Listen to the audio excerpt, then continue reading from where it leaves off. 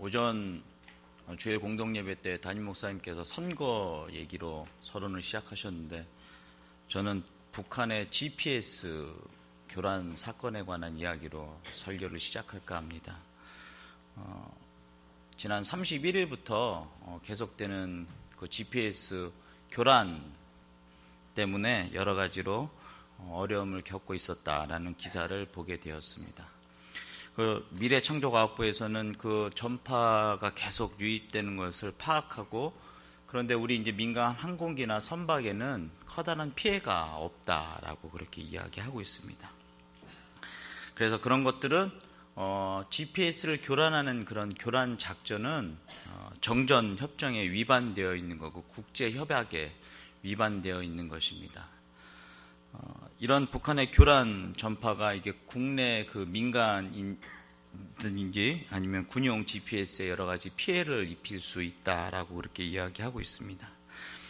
실질적으로 여러분들이 잘 알고 있는 그 GPS는 우리가 이제 많이 알고 있는 내비게이션을 생각하시면 잘 이해하실 수 있을 것입니다. 그래서 위성에서 자동차의 위치를 파악을 해서 그 자동차가 지금 어디로 가고 있는지를 모니터상으로 보여주는 그런 내용들입니다.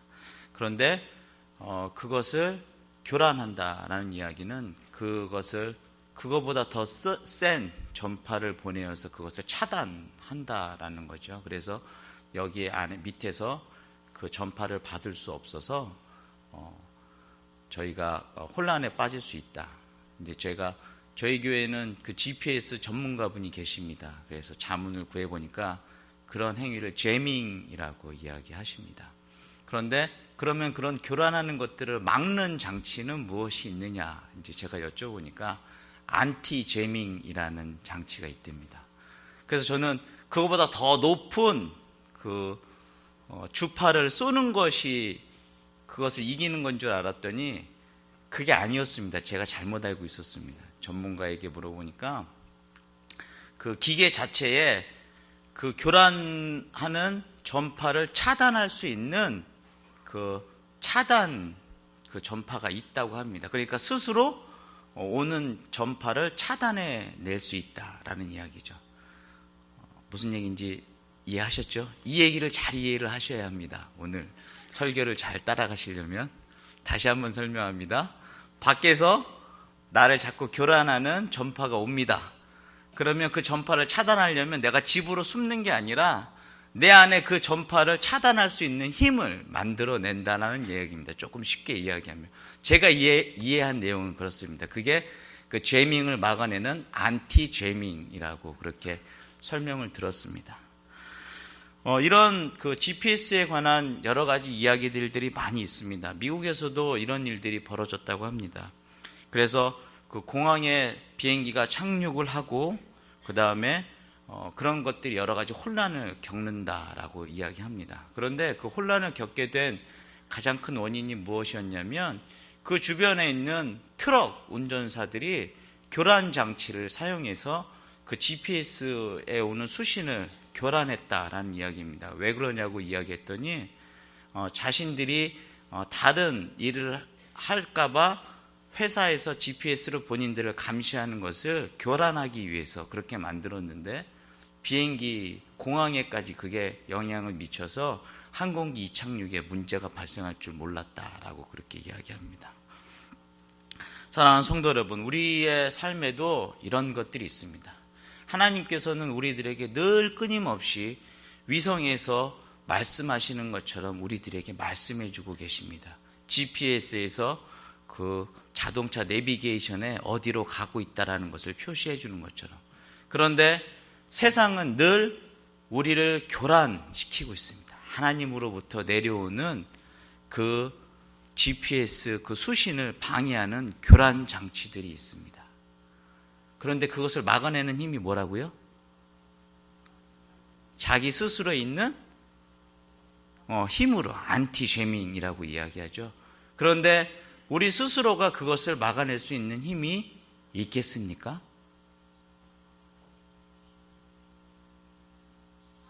오늘 말씀을 통해서 한번 생각해 보도록 하겠습니다.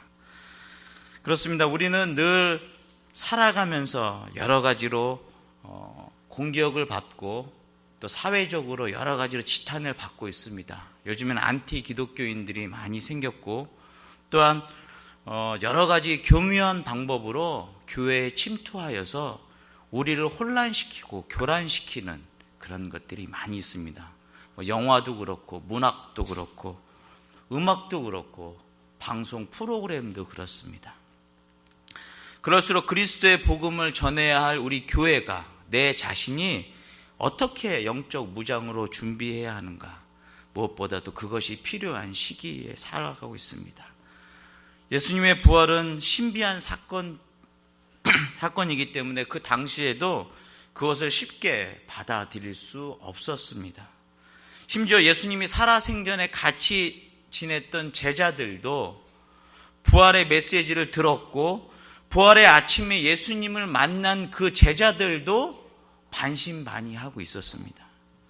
그래서 그런 의심에 늘 깊은 수렁 속에 빠져있는 제자들에게 예수님께서는 직접 나타나셔서 말씀하십니다.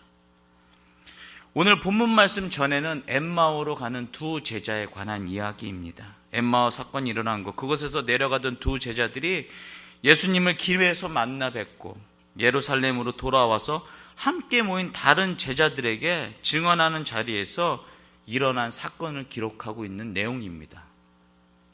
예수님께서는 그들이 함께 문을 잠그고 모여 있는 자리에 직접 나타나셔서 증인들이 전하는 메시지를 확증해 주셨으며, 또한 여전히 의심의 늪에 빠져 있는 사람들, 그 제자들에게 직접 만져보게 하시고 그들 앞에서 음식을 먹으며 내가 살아있는 것을 다시 한번 보여주셨습니다.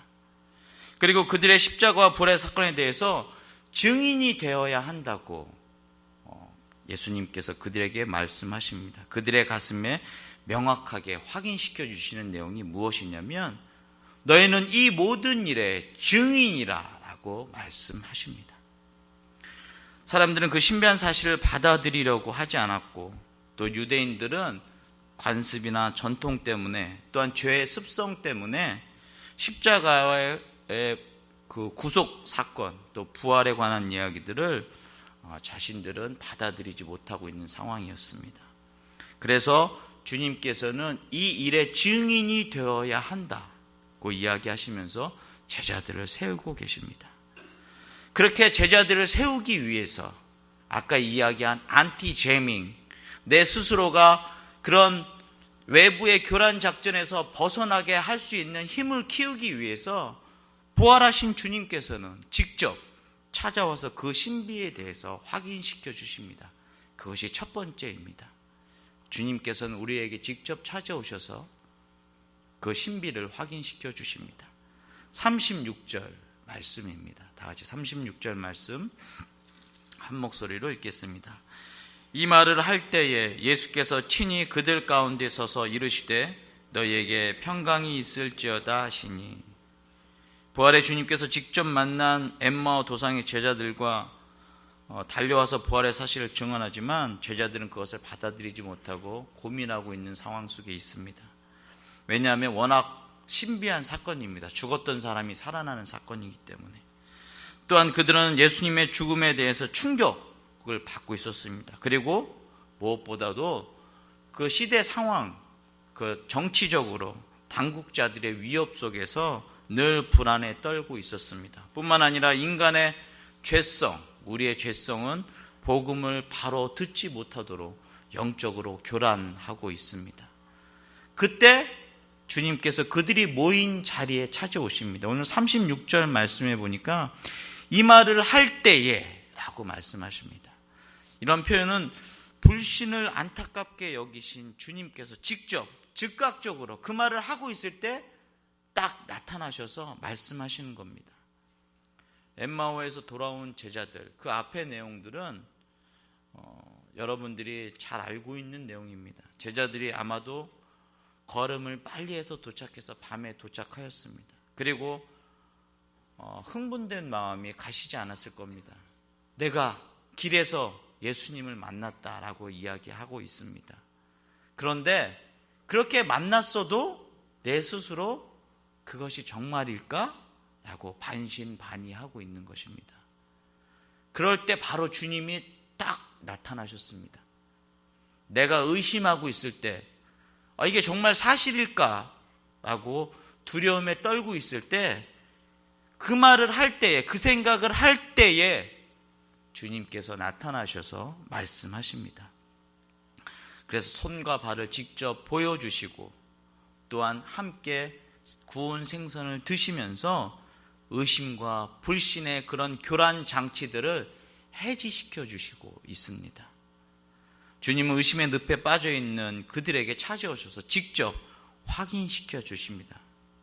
그런 주님께서 그러면 2000년 전에 그 엠마오 도상에서 모여있는 그 제자들에게만 나타나는 것이 아니라 지금 이 순간에 우리가 이 말을 할 때에 주님께서 나타나시는 것, 또한 주님께서 직접 찾아오시는 것을 여러분들이 경험하시길 바랍니다.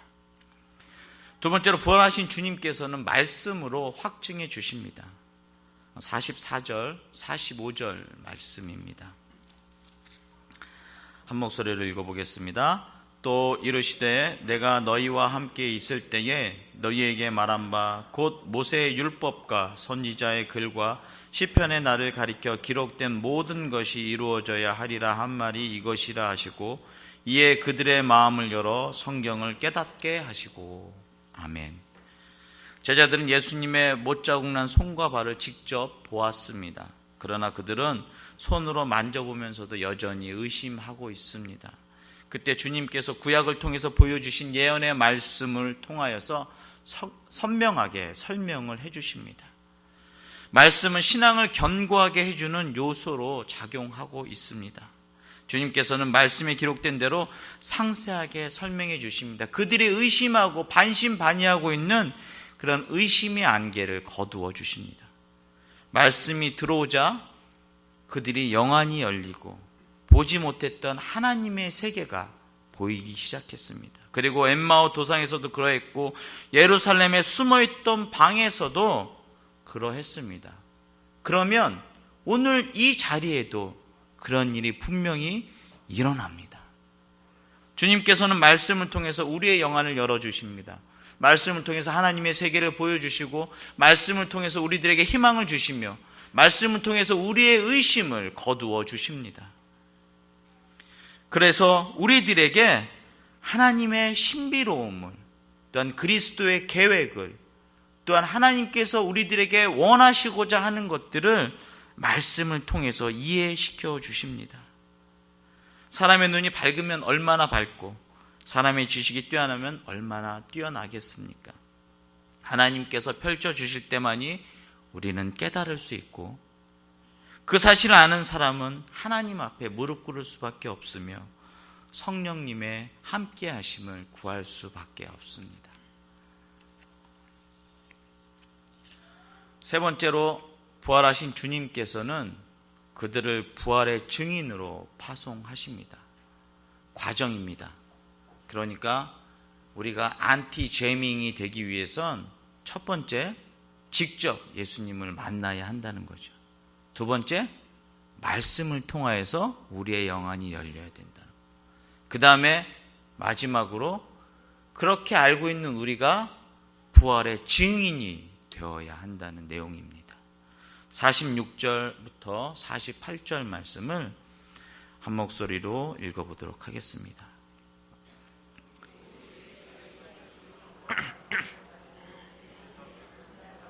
살아난 것 같. 또 그의 이름으로 죄사함을 받게 하는 회개가 예루살렘에서 시작하여 모든 족속에게 전파될 것이 기록되었으니 너희는 이 모든 일의 증인이라. 내가 내 아버지께서 약속하신 것을 너희에게 보내리니 너희는 위로부터 능력으로 입혀질 때까지 이 성에 머물라 하시니라. 아멘. 주님은 이제 우리들을 증인으로 파송하시려 합니다. 그래서 본 것을 증언하게 하시고 또한 우리들을 통하여서 그런 빛의 세계를 만드시려고 하십니다. 십자가의 증인들이었던 부활의 목격자였던 제자들을 파송하시는 것처럼 우리들을 파송하십니다. 그들을 통해서 세상은 하나님의 놀라운 사랑을, 그런 구원을 맛보게 될 것입니다. 이 세상은 우리를 통하여서 놀라운 구원을, 하나님의 사랑을 경험하게 될 것입니다. 그렇게 보면 그렇게 세움받는 것은 은혜입니다. 그들을 향한 한없는 은혜, 그 은혜가 오늘 우리에게도 한없는 은혜로 하나님께서 함께 하십니다. 그래서 주님께서는 명확하게 그것을 확신시켜 주십니다. 너희는 이 모든 일의 증인이라고 우리들에게 말씀하십니다. 주님을 생각하면 마음에서 이러한 생기가, 또한 생명이, 주의 말씀을 생각하면 내가 그것이 너무 벅차고 감격스러워서 나가지 않을 수 없을 것입니다. 2차 세계대전 중에 열대 밀림 한복판에 포로 수용소가 있었다고 합니다.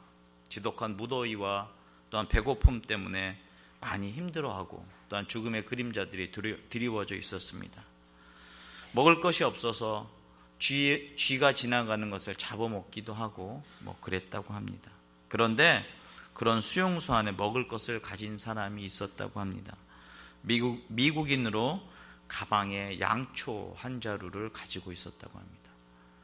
그래서 제가 이 예화를 찾아보면서 양초를 먹을 수 있을까? 너무 배가 고프면 먹을 수도 있겠다라는 생각이 들었습니다.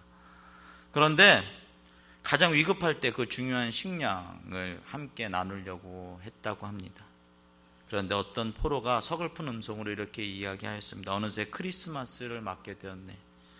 내년 크리스마스는 집에서 보낼 수 있을까? 라고 이야기했더니 그 배고픔에 지친 많은 사람들을 함께 위로하기 위해서 이 미국인이 양초를 꺼내어서 초에 불을 붙이고 함께 이야기를 나누었다고 합니다. 그런데 한 사람이 이렇게 이야기합니다. 어둠은 빛을 이겨본 적이 없어. 촛불은 활활 타올라 포로들의 마음까지 비추었습니다. 우리 내년 크리스마스에는 반드시 집에서 보내자. 그런데 제 가슴을 가장 깊이 있게 감동을 주었던 말이 무엇이냐면, 그날 타오르는 촛불을 보면서 아무도 배가 고픈 줄 몰랐다고 합니다. 어둠이 짙어올수록 우리에게 필요한 것은 빛에 대한 확신입니다. 그 빛이 어둠 속에서 비치고 있으면 어둠이 빛을 이긴 적이 없습니다. 요즘 시대는 GPS의 그런 교란과 같은 영적인 교란이 늘 이루어지고 있는 시대입니다. 포스트 모더니즘 시대로 다원주의적인 것들, 정말 가해자이면서 피해자, 또 악과 선이 혼재되어 있는 그런 상황 속에서 우리는 살아가고 있습니다. 그러나 진리는 언제나 진리로 존재합니다. 부활은 실제이고 결코 허구일 수 없습니다. 성경은 여기에 대해서 얼마나 확고하게 증언하는지 모릅니다. 이미 그것은 예수님께서 예언하셨고 구약에서 예언한 것을 그대로 성취하셨습니다.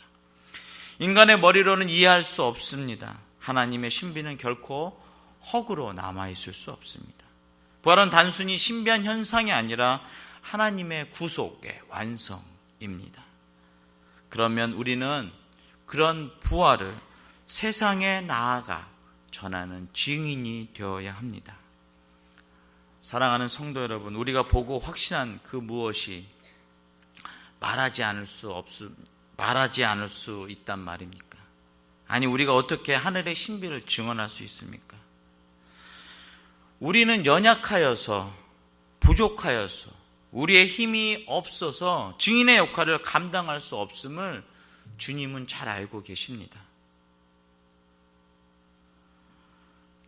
지난 금요일에 저도 담임 목사님과 함께, 여러 성도들과 함께 주기철 목사님의 일대기를 그린 일사각오의 영화를 함께 보았습니다. 영화를 보고 난 후 머리에 계속 남는 대사가 있었습니다. 주기철 목사님께서 마지막으로 잡혀가시기 전 목사님이 잡혀가시는 모습을 보기 위해서 교인들과 마을 주민들이 한자리에 모였습니다. 그래서 길 위에서 주기철 목사님은 이렇게 말씀하셨습니다. 내가 십자가를 지고 가는 것 같지만 십자가를 지고 가다 보면 어느 순간 십자가가 나를 지고 갈 것이라고 말씀하십니다. 그래서 주님께서는 우리만 보내지 않으셨습니다. 아까 말씀드린 그 GPS의 공격, 교란 작전하는 거에서 그 재밍을 막아낼 수 있는 안티 재밍을 우리들에게 보내주셨습니다. 그것이 무엇이냐면 바로 성령님을 우리들에게 보내주셨습니다. 그래서 세상의 여러 가지 교란 작전, 교란하고 우리를 괴롭히는 것들에서 우리 스스로 힘으로 그것을 극복해내지 못하는 것을 주님은 잘 알고 계시기에 우리들에게 성령을 보내주시고 보내주시겠다라고 약속해 주셨습니다. 오직 성령이 너희에게 임하시면 너희가 권능을 받고 땅끝까지 이르러 내 증인이 되리라고 말씀하셨습니다. 지금은 우리를 혼란케 하는 힘이 강하고 성령의 능력이 부족한 것처럼 보이지만 주님께서는 우리 안에 안티 제밍을 할 수 있는 성령, 강력한 성령님을 우리 안에 넣어 주셨습니다. 우리에게 성령의 능력을 갑절로 더해 주셨기에 우리는 증인의 역할을 잘 감당할 수 있습니다. 주님께서는 우리에게 직접 나타나시고 찾아오셔서 우리에게 말씀으로 가르치시고 확증해 주셨습니다. 그러면서 우리들에게 마지막으로 성령을 함께 하시면서 우리들에게 이렇게 말씀하십니다. 너희는 이 모든 일의 증인이라고 말씀하십니다.